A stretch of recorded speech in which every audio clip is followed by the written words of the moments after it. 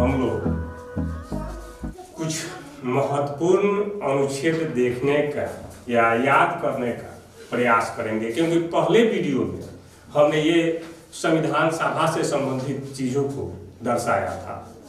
उस समय अब अगर हम लोग देखते हैं तो कुछ महत्वपूर्ण अनुच्छेद जो होते हैं उनसे प्रश्न बीपीएससी, यूपीएससी, अन्य प्रतियोगी परीक्षाओं में ये यहाँ से प्रश्न पूछे जाते हैं। इसलिए महत्वपूर्ण हम अनुच्छेद को यहाँ पर समझाने और बताने का प्रयास कर रहा हूँ।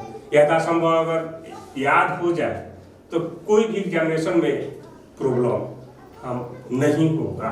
तो देखते हैं हम लोग महत्वपूर्ण अनुच्छेद। यहाँ से मेरा क्लास स्टार्ट होता है।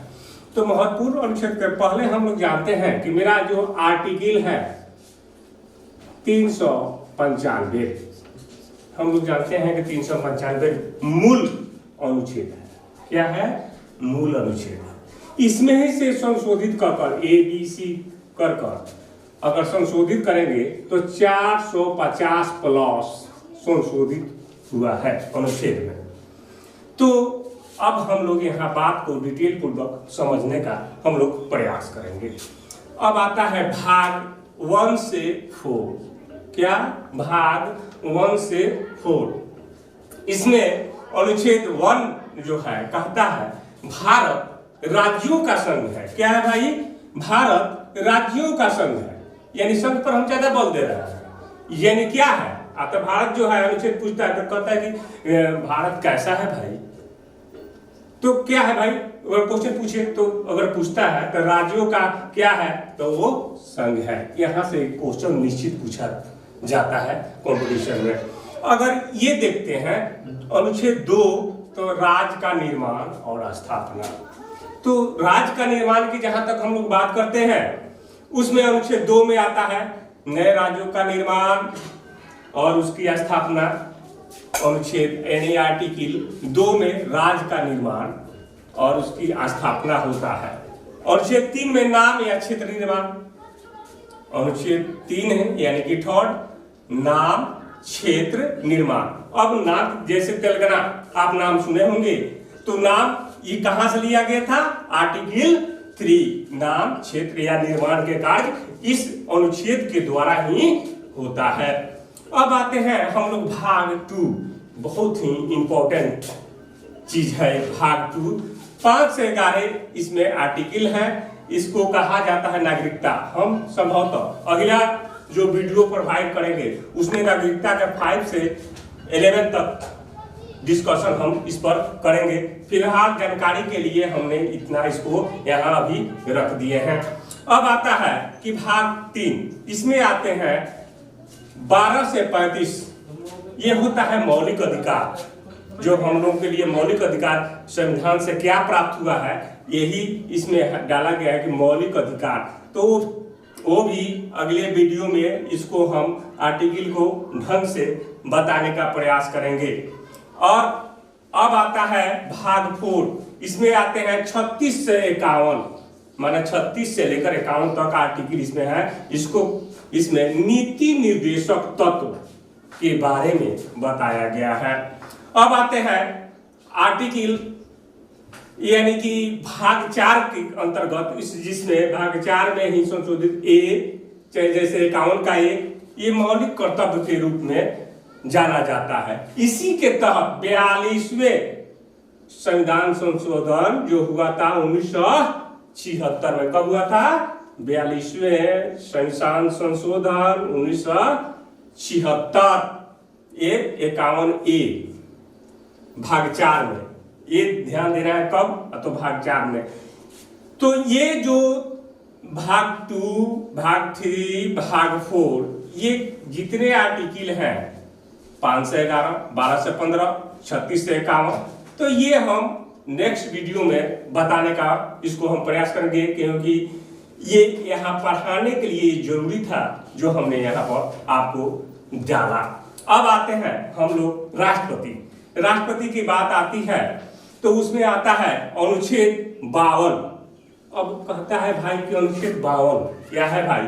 तो राष्ट्रपति का एक पद होगा। कहाँ होगा भाई? तो राष्ट्रपति के लिए एक पद का निर्माण होगा जिसमें आर्टिकल 52 कहता है। ठीक, अब आते हैं अनुच्छेद 53। ये भाई तो राष्ट्रपति जब बन गए, अब उनकी निर्माण के बाद हो गई कि हाँ बन गए, तो उसमें क्या होगा? 53 कहता है उसमें शक्ति एवं कार्य। राष्ट्रपति के भाई कुछ शक्ति भी होता है, उनका कार्य भी होता है। क्या क्या शक्ति है, क्या क्या कार्य है, आर्टिकल 3 में ये मिलते हैं। अब आते हैं अनुच्छेद 54, यानी का तो राष्ट्रपति का इसमें क्या होता है भाई? निर्वाचन। क्या होता है? निर्वाचन। अनुच्छेद 54 में इनका निर्वाचन होता है, और वो राष्ट्रपति निर्वाचन का मतलब आप समझ ही रहे हैं कि राष्ट्रपति और बन गए तो इनको हटाने का एक प्रक्रिया भी होता है, जो अनुच्छेद 61 पूछा जाता है। ये प्रश्न भी पूछे जाते हैं। अनुच्छेद 61 महाभियोग लगाकर हम राष्ट्रपति को हटा सकते हैं। अब कहता है आर्टिकल 72 यानी कि क्षमादान की शक्ति। आर्टिकल 2 कहता है क्षमादान। मान लिया किसी मुजरिम को अगर फांसी की सजा हो गई हो या आजीवन कारावास हो गई हो, तो उस व्यक्ति को अगर क्षमा दान देने की शक्ति किसमें निहित है? सीधे राष्ट्रपति। वो चाहे तो इनको माफ कर सकते हैं, जैसे मृत्यु दंड मिला है तो उसको आजीवन कारावास कर सकते हैं या उसको छोड़ भी सकते हैं। यानी कि क्षमा दान की शक्ति कितना? आर्टिकल 72। अब आता है अनुच्छेद 85। ये क्या होता है भाई? तो लोकसभा का विघटन का कार्य। आर्टिकल 85 में लोकसभा का विघटन की चर्चा की गई है। अब होता है सबसे महत्वपूर्ण, अगर हम लोग देखें VVI इंपॉर्टेंट, क्योंकि यहां से भी प्रश्न पूछे जाते हैं। अनुच्छेद 1, 2, 3 123 अध्यादेश। अध्यादेश आप समझ सकते हैं कि कौन जारी करता है? तो अध्यादेश जारी करते हैं कौन? राष्ट्रपति। इनकी 3 बातों पर हम लोग ध्यान देंगे। जैसे हमारा कैसे बनता है भाई? पहले हम लोग संसद की बात करते हैं। संसद यहां पर आ गए हम लोग। लोकसभा, राज्यसभा, संसद तीनों का मिलकर कानून बनाया जाता है, या किसी भी एक्ट, अनुसूची या अनुच्छेद जो भी है हमारे, उसमें संशोधन करने का कार्य ये लोग करते हैं। किसका पावर है? संसद का पावर है। पहले ये पारित होता है लोकसभा, राज्यसभा, तब अंतिम सिग्नेचर के लिए कहां जाता है? तो सीधे राष्ट्रपति। ये जब तक अध्यादेश जारी नहीं करेंगे, नियम कानून में परिवर्तित नहीं हो गया। अब आता है उससे भी इंपॉर्टेंट आपका 142 142, यानी कि ये जो है सुप्रीम कोर्ट से राष्ट्रपति जी क्या कर सकते हैं? सलाह ले सकते हैं। वो राष्ट्रपति सलाह सुप्रीम कोर्ट से ले सकते हैं, लेकिन उस बात को माने या ना माने इसके लिए कोई बाध्यता राष्ट्रपति को नहीं है। और 42 ये कह रहा है। अब आते हैं हम लोग उपराष्ट्रपति। जब हम राष्ट्रपति को देख लिए, महामहिम का पोस्ट होता है, तो उपराष्ट्रपति के बारे में भी कुछ हम लोग जाने। तो अनुच्छेद 63 ये उपराष्ट्रपति का पद का सृजन करता है। अनुच्छेद 64 राज्यसभा का क्या होते हैं भाई? तो सभापति होते हैं। राज्यसभा के कौन सभापति होते हैं? उपराष्ट्रपति। अगर बात आ गया अनुच्छेद 74, एक मंत्री परिषद होगा। 74 में एक मंत्री परिषद होगा। तो वरिष्ठ क्या हुआ? 74 मंत्री परिषद, यानी कि लोकसभा के जितने भी मंत्री लोग होंगे उसमें वरिष्ठतम, यानी कि जो प्रधानमंत्री बने उसका नेता हो। किसका भाई? तो मंत्री परिषद का। तो ये आर्टिकल कब कहता है? 74। अनुच्छेद 75 में यानी कि प्रधानमंत्री का वर्णन है। इस 74 में हम लोग देखेंगे तो मंत्री परिषद, 75 में अगर हम लोग देखते हैं तो प्रधानमंत्री का वर्णन है। यानी कि जो संगठन उपराष्ट्रपति जी द्वारा ये अनुच्छेद 74 का मंत्री परिषद का एक गठन हो, उसमें मंत्रियों की संख्या हो और उनमें मंत्रिपरिषद गठन करता है, उसमें वरिष्ठ जो अधिकारी होते हैं और जो जीते हुए होते हैं उनके लिए ये कहते हैं कि अनुच्छेद 74 मंत्रिपरिषद और आर्टिकल 75 प्रधानमंत्री का ये वर्णन करता है। महत्वपूर्ण अनुच्छेद पर चर्चा कर रहे थे और जिसमें से हम पहले बात कर चुके हैं। अब आएंगे हम लोग संसद। तो संसद की बात करते हैं तो अनुच्छेद 79 यह भारत में एक संसद होगा ये वर्णन करता है। कौन भाई? 79। और अनुच्छेद 80 यानी कि राज्यसभा, अनुच्छेद 80 ये क्या वर्णन करता है? राज्यसभा। अनुच्छेद 81 ये लोकसभा। और अनुच्छेद 100 अध्यक्ष महोदय निर्माण का एक मत होता है, यानी कि 50-50 का इसमें डाला जाता है अध्यक्ष के लिए, यानी कि 100 अध्यक्ष महोदय का निर्माण का मत होता है। अनुच्छेद 105 ये संसद का ये क्या होता है भाई? तो विशेषाधिकार होता है। क्या होता है? 105 संसद का एक विशेषाधिकार होता है, आर्टिकल 105। और अनुच्छेद 108 में क्या होता है कि संयुक्त अधिवेशन को बुलाया जाता है। कितने भाई? 108 में संयुक्त अधिवेशन को बुलाया जाता है। कौन? जिसमें लोकसभा और राज्यसभा शामिल होते हैं। और अनुच्छेद 110 में धन विधायक आते हैं कब? 110। और वहीं से 10 इसके बाद अनुच्छेद 112 में बजट, यानी कि आप जान सकते हैं लेखा जोखा ये बजट पास होते हैं, जो हम लोग देखते हैं कि ये सरकार ने इस राज्य को इतना बजट में दिया है शिक्षा पर या गरीबों के लिए या किसानों के लिए। ये बजट जो भी है अनुच्छेद 112 यानी आर्टिकल 112 के तहत ये क्या कहता है? बजट। और अनुच्छेद 116 में लेखा अनुदान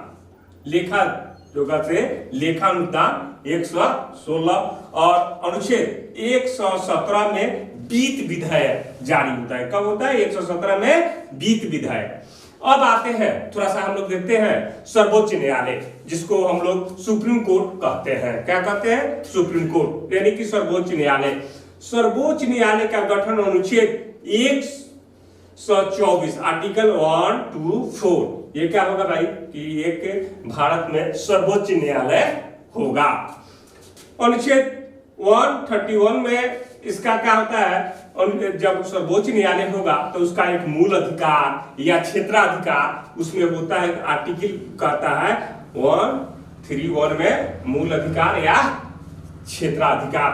अब आते हैं अनुच्छेद 137 में ये पूछा जाता है 137 यानी कि न्यायिक पुनः विलोकन। बार क्वेश्चंस भी पूछे किस आर्टिकल के तहत आता है? तो 137 ये न्यायिक पुनः विलोकन। अनुच्छेद 143 ये कहता है कि राष्ट्रपति को ये सर्वोच्च न्यायालय क्या कर सकता है? सलाह दे सकता है। किस आर्टिकल के तहत? 143 के तहत ये राष्ट्रपति को सलाह दे सकता है। लेकिन राष्ट्रपति इस बात को माने या ना माने उन पर बाध्यकारी ये नहीं है। उनकी बात को ये माने या ना माने, क्योंकि आप जानते हैं राष्ट्रपति जो होते हैं उनका पद जो होता है महामहिम पद माना जाता है। अब चलते हैं महान्यायवादी। ये विधि निर्माण से संबंधित है, जिसको कैग अनुच्छेद यानी कि आर्टिकल 76 महान्यायवादी यानी कि एक विधि अधिकारी होता है। क्या होता है? एक विधि अधिकारी होता है। ये किस आर्टिकल के तहत आता है? 76। अनुच्छेद 148 में कैग यानी कि नियंत्रक महालेखा परीक्षक के रूप में नियुक्त करते हैं, क्योंकि प्रधानमंत्री जो है प्रधानमंत्री के सलाह पर ये नियुक्ति होती है। नियुक्त करते हैं इनको राष्ट्रपति महोदय। इस अपने बातों पर अगर इसमें से कहीं से आपको दिक्कत हो रही हो तो कमेंट जरूर करें। और मेरा प्रयास है, ये देने का मेरा मेन मकसद यही है कि कंपटीशन बहुत ही पग पग कर हम लोग किसी चीज को जीत सकते हैं। जीतने के लिए हम लोग को पढ़ना पड़ेगा। इसलिए जब तक ये जितने महत्वपूर्ण हमने अनुच्छेद बताया, कम से कम आर्टिकल बहुत सारे हैं, लेकिन उनमें से चुना गया है आर्टिकल, ये कम से कम इतना सा भी हो जाए तो मेरा बेस मजबूत हो जाएगा। इस आर्टिकल के तहत इतना अगर जानकारी होता है तो परसेंटेज यहाँ से बहुत सारे क्वेश्चंस विद्यार्थी को मिल जाते हैं। और ये ऐसा अगर आता है कि भाई पूछ दिया कि न्यायिक विलोकन किस आर्टिकल के तहत था, तो हम लोग पहले ही पढ़े हैं भाई 137। तो वही बात है, राष्ट्रपति का जो पद होता है कि पद निर्माण संसद का, ये सब पहले हम बता चुके हैं। तो ये याद संभवतः इतना अगर हो जाता है तो कंपटीशन के लिए बहुत ही अच्छे साबित होंगे। और इसमें आपको जो लगे तो आप कमेंट कीजिए, हम आप लोगों से आग्रह करेंगे। और मैं अपने बातों का विराम देते हुए एक बार जरूर कहूँगा, जय हिंद।